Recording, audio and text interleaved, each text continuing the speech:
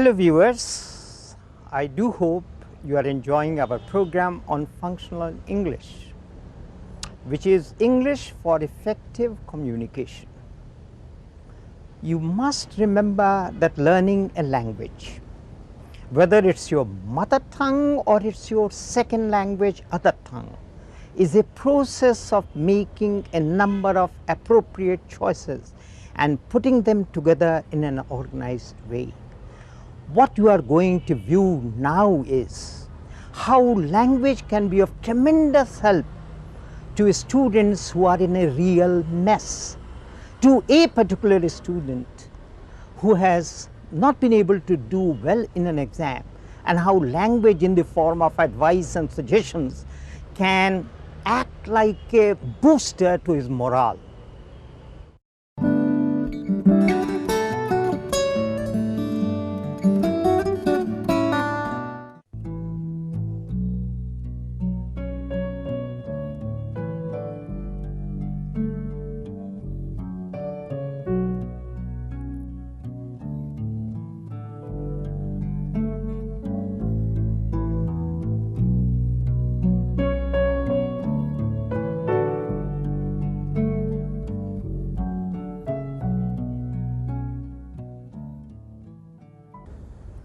Well, Varsha, how did the exams go? I think I'll pass through. How about you? I think I've done well. But why does our dear friend Arvind look so worried? Let's ask him. Hey Arvind, what's the matter? It didn't work. What didn't work? Manohar's strategy. Strategy? What strategy? Yesterday, Manohar told me that he had done well in his history exam. I asked him what the secret of his success was. We all know that he has been failing in his exams for the last 2 years. Can you guess how he did well this time? Don't tell me that he managed to get a copy of the question paper the night before the exam. Of course not. Well, what he said is that he listened to his friend read the history book aloud. Dates, names, events flew into his head. Well, and what does Manohar's strategy have to do with you looking so sad? Well, I thought it would be a good idea to follow Manohar's strategy. So, last evening I asked Anita to read her sociology notes aloud. I listened to her carefully, but nothing happened. Don't be ridiculous, Arvind. Of course it wouldn't work. You can't take these absurd ideas seriously. Do you know that Kala got some amulet from a saint? She believes that this amulet will help her to do well in the exams. That's absurd. These phony saints make money and mislead people. Arvind, the only way to do well in your exams is to work hard and study well. What else do you suggest, Dhruv? How do you manage to fare so well in your exams? I think you should really help Arvind out in this. He could do with some help. Yes, Dhruv, you really must help me. I really want to do well in my exams. There's no easy way out, Arvind. Remember that nothing can be achieved overnight. I suggest you make use of certain learning strategies. Learning strategies? What are they? Learning strategies are important and at times very essential too. Everyone has his or her own way of learning. Let us try to find ways of making the process of learning enjoyable. How does one really make the learning process enjoyable? Yes, could you say something more on this learning process? Let's go to the library. There are many books on this subject. Yes, that's a wonderful idea. In our library? I don't believe it. Yes, our library is a wonderful place. Come on, let's go. Yes, let's go.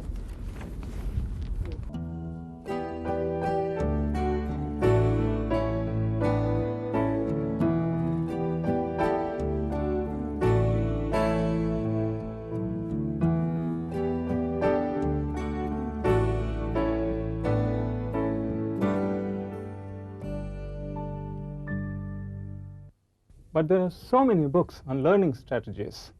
I can't possibly read them all. How can I read so many books in such a short time? Could you suggest a way out? That's where strategies come to our help. For example, let's have a look at this book. It's a book on reading strategies. Reading strategies? What do you mean by that? Techniques to help you read faster and better. The book suggests a certain approach which will help you sharpen your comprehension and increase your reading efficiency and speed. Similarly, we have here books on listening and writing. Thank you, Dhruv. I'll follow your advice, read these books, and use the strategies. Now that I know there are books that will help me learn better, I am sure to do well in my exams. Arvind, I strongly recommend that you read these books and use only those strategies that will prove useful to you. Remember, everyone has his or her own way of trying to understand things and then designing their own strategies for them. Therefore, be careful. Don't use approaches that you aren't able to relate to. I'll ask you if I have any problems with these books. Of course you can. But where's Varsha? There she is, totally immersed in a book. Varsha, what are you reading? This is a very interesting book. It's on language games. It tells us how to teach children words and their ways through the use of games. I intend to read this book. But this is meant for beginners. Yes, and the beginner is none other than my 6-year-old niece. Are there any books for students of our age? There are quite a few out there on those racks. Oh, great. They should help me prepare for my entrance exams. I'm sure this is the right strategy. Congratulations, Dhruv. That was a job well done. Arvind is happy, and I hope he does well in his exams. No shortcuts, no amulets. Hard work leads to success.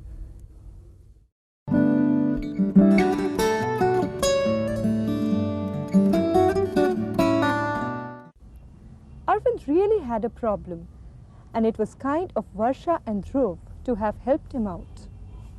It is quite natural for us to offer advice and suggestion, as well as ask for advice and suggestion. There are different linguistic ways of asking for and offering advice and suggestions. They can be used in formal and informal situations. Let us see how Arvind and Varsha seek advice from Dhruv. What else do you suggest, Dhruv? How do you manage to fare so well in your exams? I think you should really help Arvind out in this. He could do with some help. Yes, Dhruv, you really must help me. I really want to do well in my exams. The first clip that we saw just now, in which Varsha says, "What do you suggest then?" is a very mild form of asking for suggestions that can be used in semi-formal situations. Whereas the second clip can be used in informal situations, that is, while talking to our friends. There are a number of different ways of doing it, like, "You really ought to help me. Why don't you suggest something to me? Do you have any suggestions to make? Could you suggest a way out? Why don't you help me out?" Advising someone means giving guidance to someone. Did you notice how Dhruv gave suggestions to his friend? There's no easy way out, Arvind. Remember that nothing can be achieved overnight. I suggest you make use of certain learning strategies. Let's go to the library. There are many books on this subject. Arvind, I strongly recommend that you read these books and use only those strategies that will prove useful to you. Remember, everyone has his or her own way of trying to understand things and then designing their own strategies for them. Therefore, be careful. Don't use approaches that you aren't able to relate to. The suggestion that we give to a person depends upon the relationship that we share with the person, the context, and the nature of suggestion itself. The relationship between a doctor and a patient, an employer and an employee, and a teacher and a student are very formal. The doctor, therefore, says to the patient, "I strongly recommend you take these medicines." the teacher says to the student, "I strongly suggest you read these books." And an employer says to an employee, "I strongly suggest that you come to the office at 9 o'clock every morning." In very informal situations, we can say,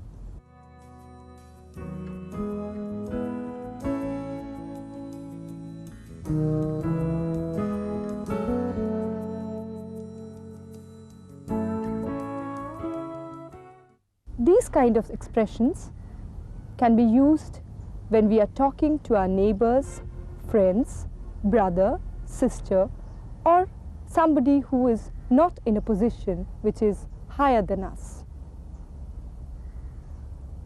Did you notice how Varsha and Arvind accepted Dhruv's suggestion? Yes, that's a wonderful idea. Thank you, Dhruv. I'll follow your advice and read these books and use the strategies. Oh, great. They should help me prepare for my entrance exams. I'm sure this is the right strategy. Congratulations, Dhruv. That was a job well done. Arvind is happy, and I hope he does well in his exams. There are different ways of accepting someone's advice or suggestion. Like, "It was kind of you to help me.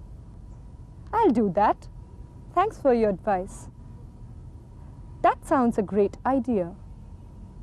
Wow, I think it'll help. Thank you for your suggestion.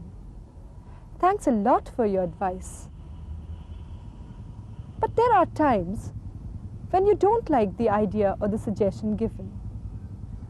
You know it won't work. What will you do then? Will you simply refuse or reject the suggestion? No.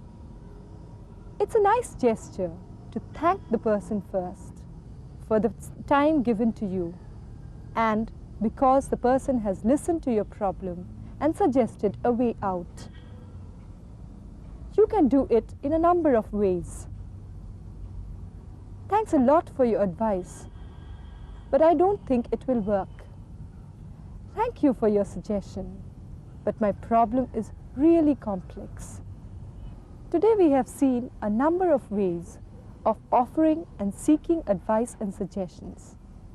I'm sure you will use them in your daily conversation and try to find other ways of doing that.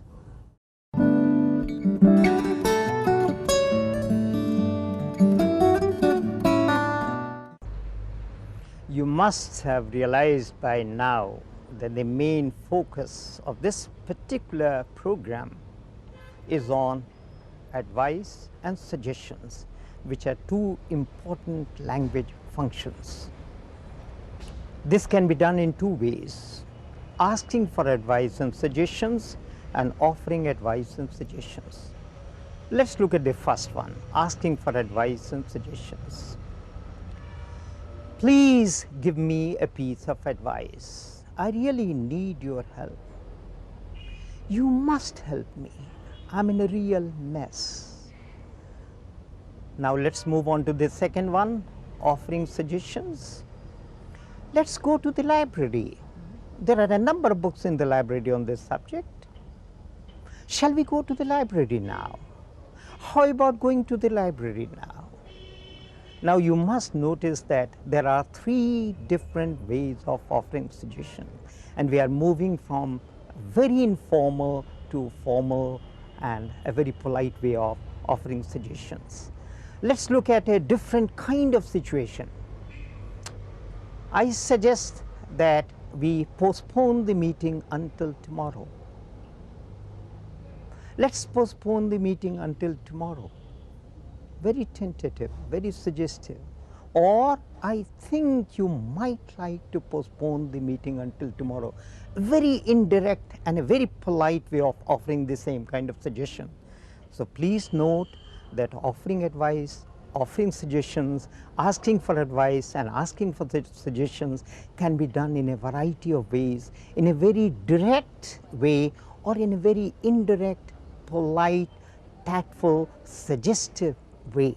And I suggest that Please note that whenever we use suggest, it is followed by a that clause. I suggest that you follow the second method, which is an informal and a very suggestive and a very tactful way of offering suggestions. I do hope you will be able to use language effectively in a variety of situations. Thank you very much.